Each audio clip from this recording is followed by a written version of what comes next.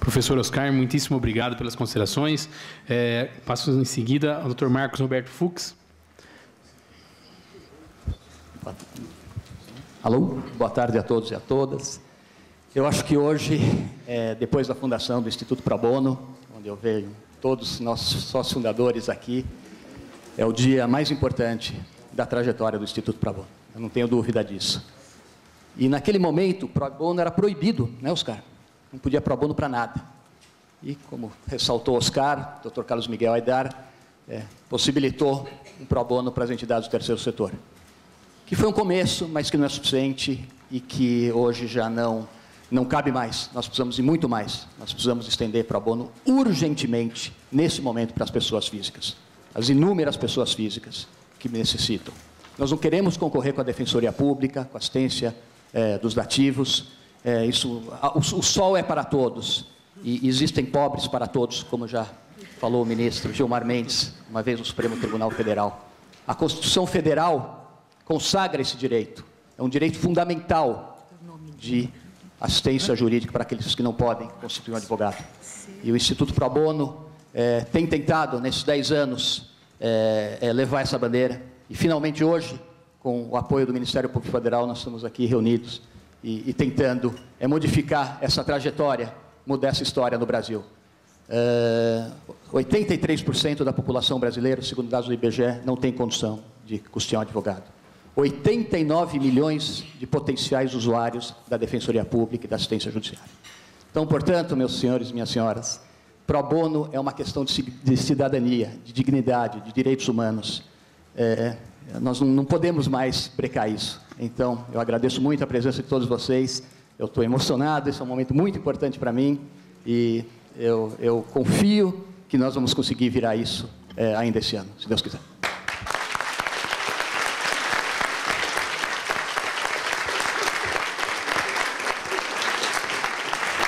Participar desse momento histórico que é essa audiência pública. Convivi com muita gente que está aqui. Vejo muita gente da PUC aqui também. Eu sou um aluno formado pela PUC, sou advogado. E depois que eu saí da faculdade, a primeira coisa que eu fiz foi, com um grupo de colegas, montar a Associação Advocacia Solidária, exatamente para a finalidade de atender pessoas físicas e jurídicas carentes e necessitadas.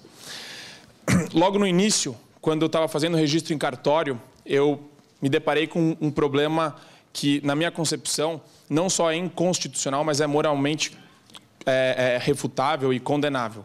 O cartório não fez o registro da minha associação, porque no objeto social constava prestação de serviços jurídicos gratuitos para pessoas menos favorecidas.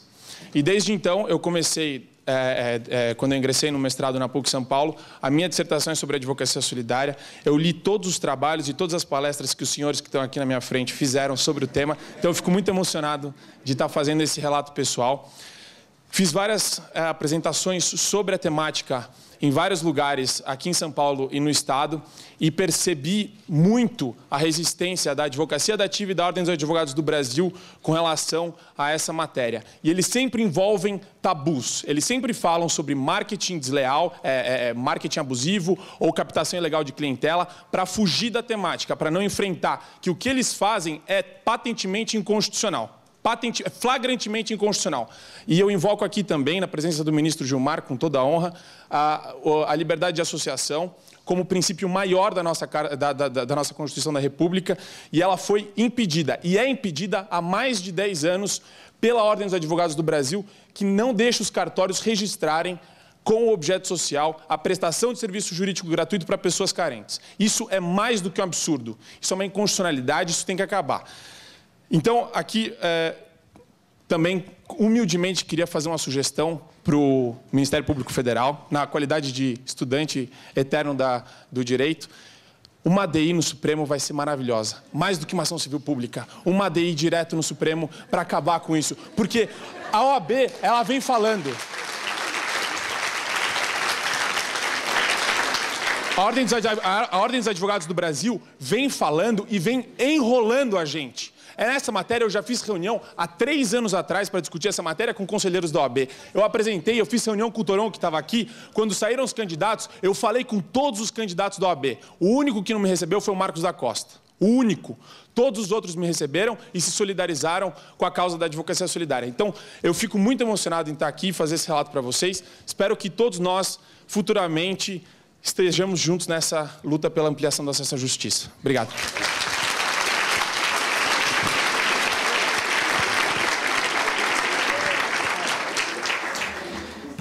Doutora Heloísa Machado de Almeida, muito obrigado, doutor Marcos, pelas considerações.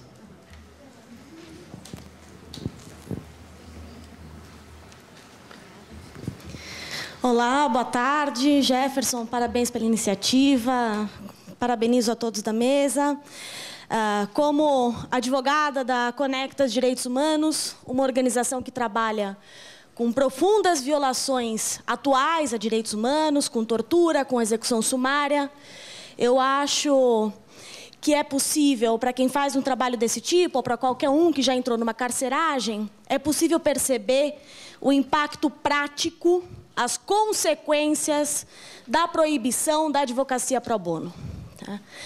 Eu tenho plena convicção de que apenas, não só a permissão da advocacia pro bono, como seu estímulo pela OAB, é capaz de superar as graves violações que a gente ainda convive no nosso país e as profundas desigualdades.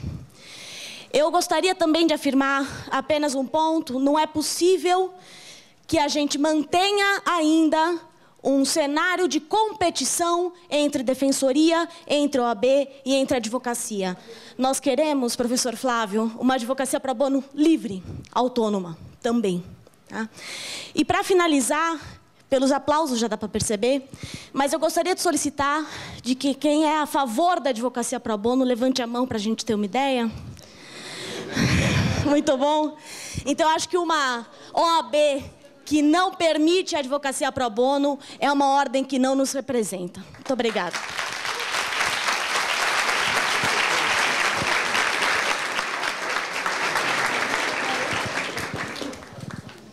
Luísa, muito obrigado. Doutora Marina Dias.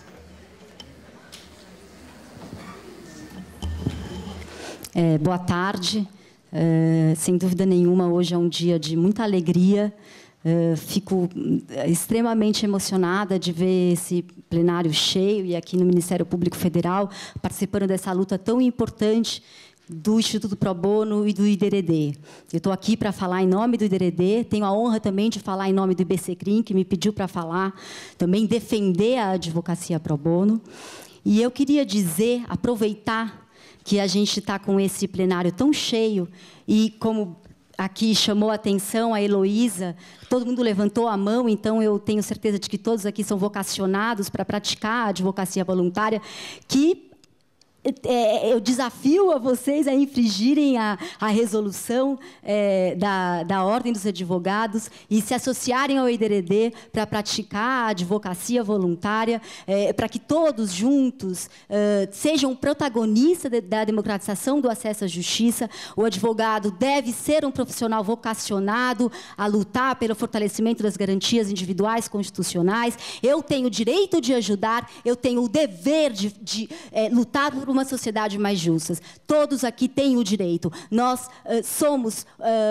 exercemos uma profissão que tem essa missão, a missão de distribuição da justiça, de exercer uma função social, de exercer uma função que tem, sem dúvida nenhuma, a missão de lutar pelo fortalecimento da democracia.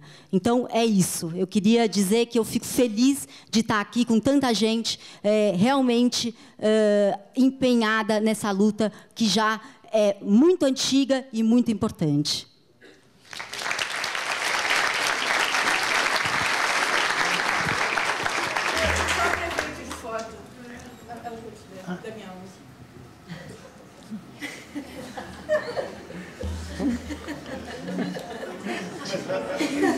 Bom, obrigado. Nós recebemos, como avisá-los, como disse, podem ser feitas considerações por escrito também, então eu recebi uma. Então, se tiverem mais, estamos à disposição. Dando sequência, Eliana Tiesi Nascimento, projeto Papel de Gente.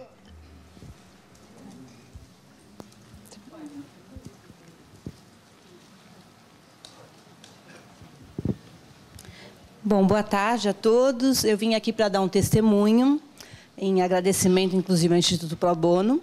Mas, antes disso, eu queria falar algumas informações, uns dados que eu queria dividir com vocês.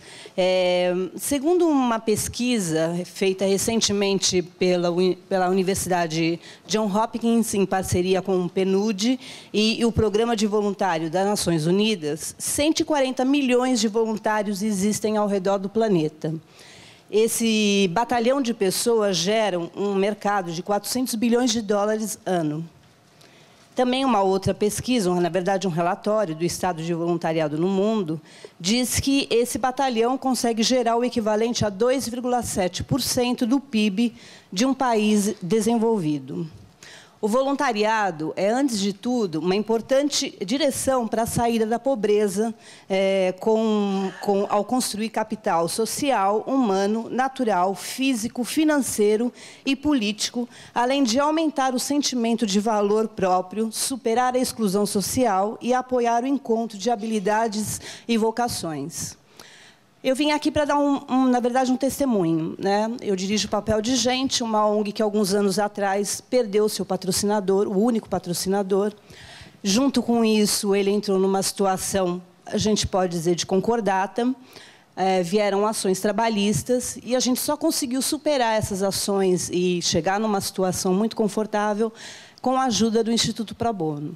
Hoje, a gente está caminhando para atender 250 pacientes psiquiátricos mês, num crescimento de ação também em sustentabilidade de produtos, e isso em função dessa ajuda importantíssima no momento super delicado da instituição. Então, nós somos a favor e queríamos também agradecer essa participação.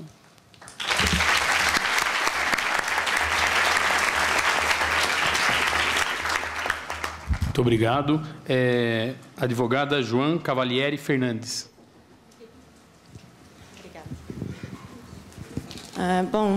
Boa tarde. É uma honra falar aqui, ainda mais depois de todos que já falaram. E eu sou advogada de Belo Horizonte, moro em São Paulo. Belo Horizonte sequer é permitido pro bono para entidades sem fins lucrativos. Então, Minas Gerais, a situação ainda consegue ser pior. E eu tento fazer um trabalho lá também com o pessoal em Minas Gerais. Eu acho que todos já falaram aqui sobre os absurdos e as desculpas que a OAB dá, o que é a questão da captação de clientes, inclusive presumir a má-fé do profissional da classe. Então, eles estão indo contra os próprios advogados. E a questão seria dinheiro, talvez a Defensoria Pública, o orçamento da Defensoria Pública, a maior parte vai para os dativos e não para a própria Defensoria, como deveria ser. O problema não são os dativos, mas é a reestruturação da Defensoria. E não há o que se falar também em transferir ao particular a obrigação de prestar a assistência judiciária, porque não é obrigação do trabalho pro bono. É aqueles que querem fazer o trabalho pro bono poder dispor de conhecimento e do exercício da profissão. É a nossa função social. Recentemente, eu escutei que a OAB tem se negado a comentar a questão. Ela, inclusive, se nega a assumir que há decisões do TED contra a prática do pro bono, que parece que as decisões não estão no ar do site, mas eu sei que o Instituto Pro Bono tem as decisões, os interessados podem entrar em contato com o Instituto. E um outro fator é a questão que eles querem ampliar a resolução Pro Bono. O intuito não é revogar a resolução, é ampliar a resolução. E isso está errado. A advocacia é minha paixão, o Pro Bono, para mim, é a grande realização na advocacia e uma causa. Eu espero que, no futuro próximo, não seja mais uma causa, seja só consequência do exercício da minha profissão.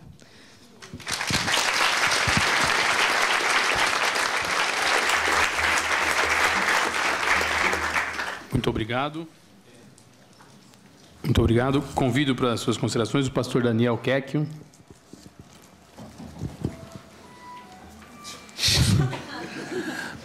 Boa tarde a todos e a todas. Dr. Jefferson, prazer revê-lo.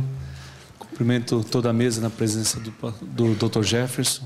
Pessoal, eu sou membro da rede social do Centro.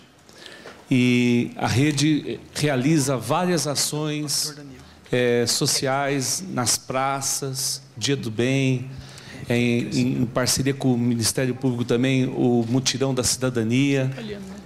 E o que a gente vê nas ruas é a extrema necessidade das pessoas entenderem e aprenderem a sua cidadania. E para isso acontecer, muitas vezes o cidadão precisa buscar os seus direitos. Invariavelmente ele precisa de um advogado para que esteja orientando ele, para que esteja mostrando caminhos para ele. E um testemunho bem claro que ficou para mim foi em um mutirão nosso, que o Pro Bono participou, e que estava lá o Ministério Público Estadual, estava o Ministério Público Federal, estava a Defensoria, e eu até pensava, puxa vida, tem bastante coisas da área jurídica, e o Pro Bono também foi nesse mutirão, eu achando que tinha muita coisa ali. De repente a tenda do Pro Bono foi uma das mais frequentadas do evento.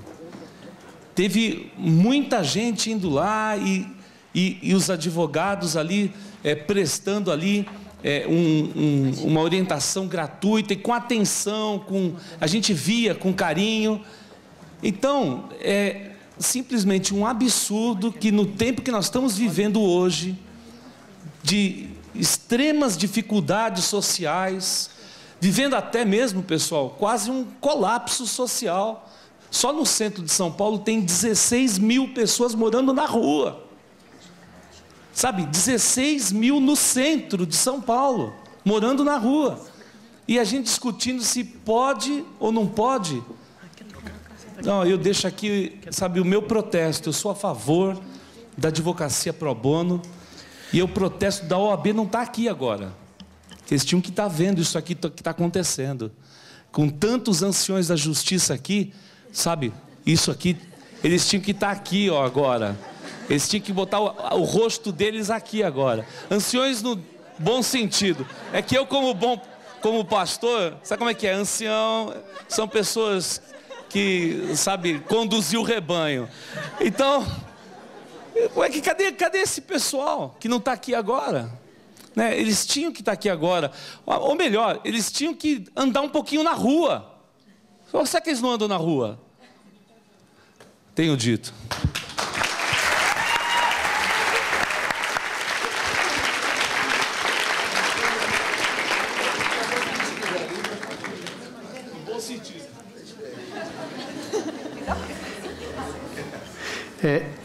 Agora, muito obrigado, pastor Enel. Doutor Leonardo Sica, vice-presidente da Associação dos Advogados de São Paulo.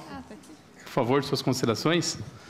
Bom, boa tarde a todos. Eu também me sinto envergonhado, como advogado criminalista, me sinto envergonhado de falar depois do Zé Carlos Dias, do Maris, do Toron, do Miguel Reale, nem poderia estar falando.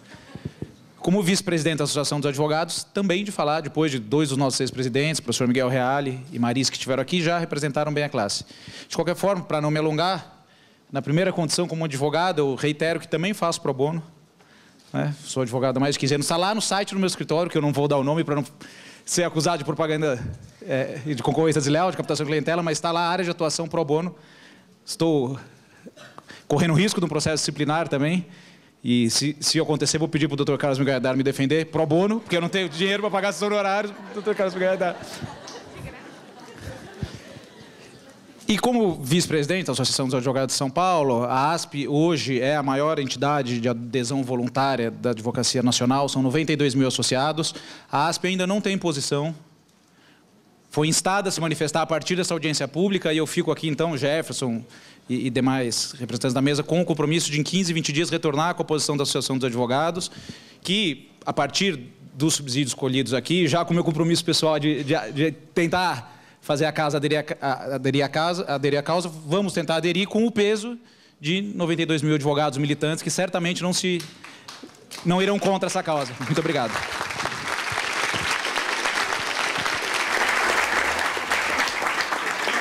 Doutor Leonardo, muitíssimo obrigado. O objetivo da audiência pública era justamente suscitar o debate e tentar compor.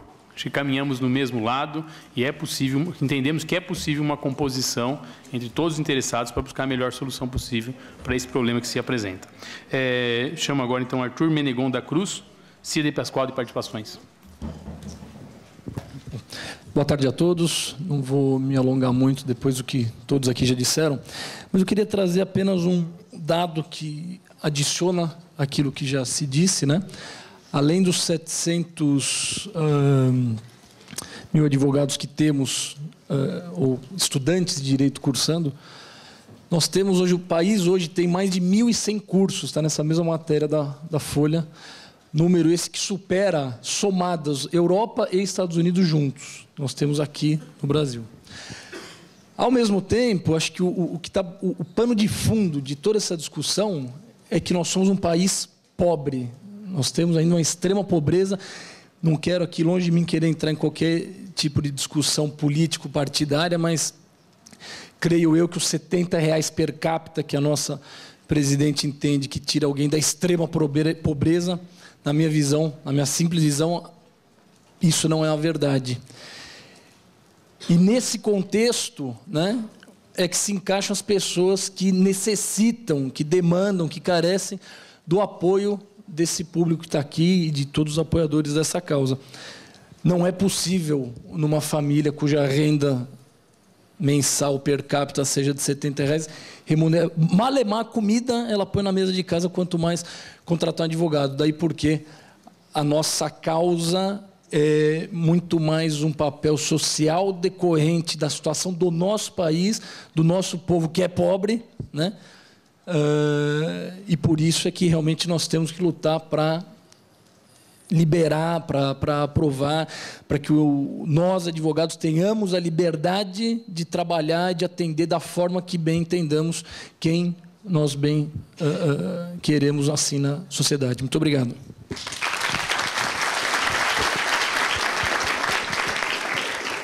Muito obrigado. O doutor Rodrigo Coutinho Carril, advogado sem fronteiras do Brasil.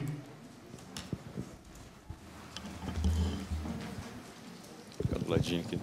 Boa tarde a todos. Renovo aqui os cumprimentos a todos os integrantes da mesa, feitos pelos meus antecessores. Digo que eu fico muito feliz de estar aqui hoje, nesse plenário, com os meus 25 anos de idade, e estar aqui dividindo com os senhores, que são ícones, são ídolos, na verdade, e compartilhando dessa mesma opinião. Gostaria de falar, faço um pequeno comentário e digo que eu fico também muito feliz de ver que eu não sou o único transgressor, o único infrator, e poder bater no peito e dizer que sim, nós fazemos advocacia pro bono e vamos continuar fazendo, independente do que a OAB São Paulo nos diga. Eu falo também em nome da Advogados Sem Fronteiras, eu gostaria de pedir licença para falar um pouco sobre essa organização. Nós estamos presentes hoje em 16 países e lutamos pela defesa dos direitos humanos. Nós somos, na verdade, uma rede de advogados que atuam de forma voluntária. Ou seja, a nossa única motivação é um ideal. Todos nós trabalhamos por um ideal. E esse ideal nos trouxe atividades muito interessantes. Eu gostaria de falar apenas de duas. No Paquistão, nós tivemos uma moça condenada por blasfêmia contra Maomé, uma moça cristã. E qualquer pessoa que a defenda no Paquistão, acabará sendo jurada de morte pelos grupos fundamentalistas. Nós, então, através do nosso presidente da ASF, praticando a advocacia pro bono, foi até o Paquistão. Nós vamos até o Paquistão e estamos, então, defendendo essa moça lá no Paquistão. Aqui no Brasil, no Mato Grosso do Sul, acho que todos estão acompanhando aquele caso dos índios Guarani Kaiowá, que tem uma carência extrema de suporte jurídico na defesa dos seus direitos fundamentais. Da mesma forma, os advogados nesse estado que tentam atuar, tentam defendê-los, acabam sofrendo pressões, perseguições, ameaças, como todos sabem que acontece. Da mesma forma, criamos um grupo de trabalho, uma comissão. Estamos hoje no Mato Grosso do Sul também, atuando diretamente com esses povos. aqui em São Paulo, infelizmente, nós temos essa proibição que não nos permite atuar de uma forma um pouco mais incisiva e mais eficiente. O que eu queria falar, basicamente, é que a gente entende que o amplo acesso à justiça é o pilar fundamental na busca dos direitos humanos. E a gente entende que isso deve ser considerado, o acesso à justiça deve ser considerado como uma premissa básica para a construção de uma sociedade que digamos que quer ser justa, né? Apesar de tudo que a gente vê. Então, nós apenas gostaria de ratificar aqui o apoio da ASF a essa causa e dizer que nós entendemos que essa proibição da OAB São Paulo é sim uma violação aos direitos humanos. Então, nós estamos aqui à inteira disposição do Ministério Público, da OAB São Paulo. Nós fazemos esse trabalho já em outros países, em parceria com ordens de advogados em diversos países pelo mundo, e essa situação é realmente sui generis, que nós encontramos aqui em São Paulo. Então, a gente se coloca à disposição para encontrar uma solução a esse ponto. Obrigado.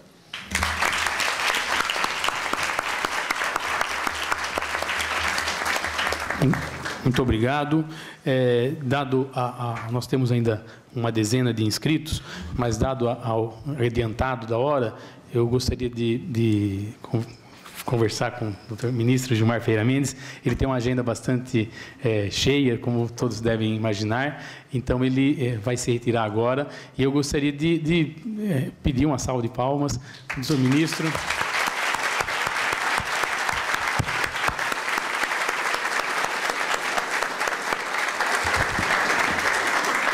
Por ter aceitado o convite de debater o tema e engrandecer o nosso debate.